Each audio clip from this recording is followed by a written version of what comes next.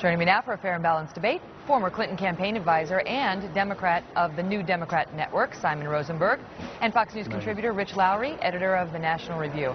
All right, guys, so this is so interesting because you've got Bill Clinton, once again speaking out in a way that the White House may not consider all that helpful. The reports are that behind the scenes they're saying they're surprised and displeased.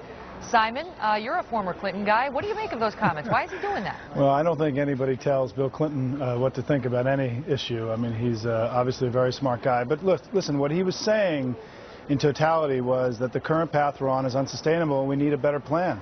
And I think the president laid that out, President Obama laid that out over the last few weeks. And he may not agree with every piece of it, but we're now headed in a different direction. And I think that's what the economy needs now.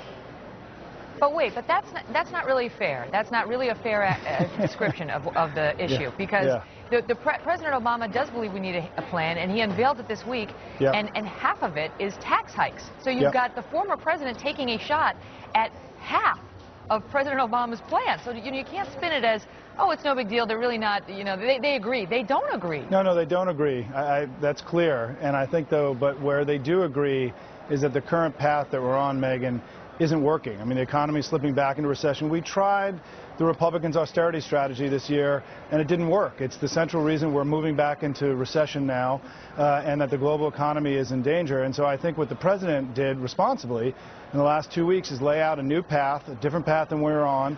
And clearly, he doesn't have unanimity in his own party around this, but he's going to fight for it. And I think we've got a spirited debate about where we need to go that's better than where we were a few weeks ago.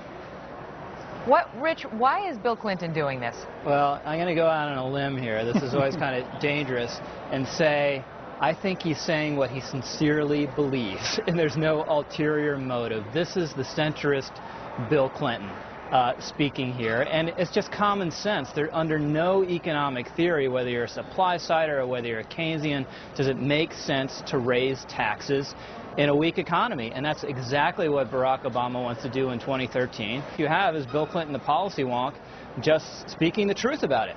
This is, President Obama wants a populist talking point. He doesn't want a plan that's actually going to pass Congress. Even Senate Democrats don't like this. So all he has is a talking point that doesn't make any substantive sense. In a way, he sounded familiar to me to President Obama not long ago, Simon, because President Obama, 10 months ago was saying we shouldn't raise taxes in the middle of a recession. Now, he also believes that we need to spend more, and that's, the President Clinton was saying, don't raise taxes and spend more, keep money pumping into the economy. But now President Obama is the one who has sort of reversed himself on it, saying, well, we can tax more as long as you make a certain amount of money. But why the flip-flop? Well, I think the economic circumstances have changed. I mean, in the beginning of the year, after 2 years where there had been a successful stimulus plan and the quantitative easing of the Fed, the economy was growing. We were seeing jobs created, things were getting better. And when we removed the stimulus that was in place, both the quantitative easing and the fiscal stimulus, the economy has weakened. We tried the Republican austerity strategy. It didn't work. And what the president is saying is we can't afford to go back into recession. We need a different plan. He's put out a plan for what he thinks is the best thing to do. Just like what Rich said, I think the President Obama believes this is what's needed now, given where the economy is. And now we're having a debate about it. That's not what I said. I said he wanted a talking point rather than something that could pass, because even Senate Democrats, a lot of them are rejecting this sort of tax increase. And the idea that the debt deal that cut maybe $7 billion in the upcoming fiscal year, that is responsible for our economic problems is just flatly absurd. That's not what I said, Rich. It's not what I said. What I said is the removal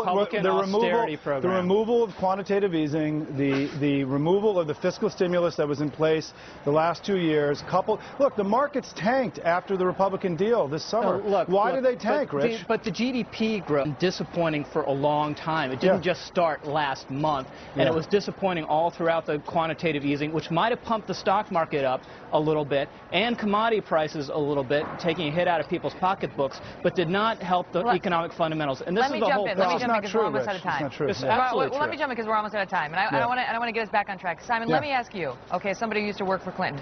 Who is right? Your former boss, Bill Clinton, or President Obama on the tax hike? I think we're having a spirited debate about where we need to go. Come on, don't give me the non-spirited debate. Between Bill Clinton and Barack Obama. And I have been very supportive of President Obama's current plan, and I think it's the right course for the country at this time. All right, That's not what Bill Clinton thinks, but there you go. Thanks, Megan. All right, guys. Thank you.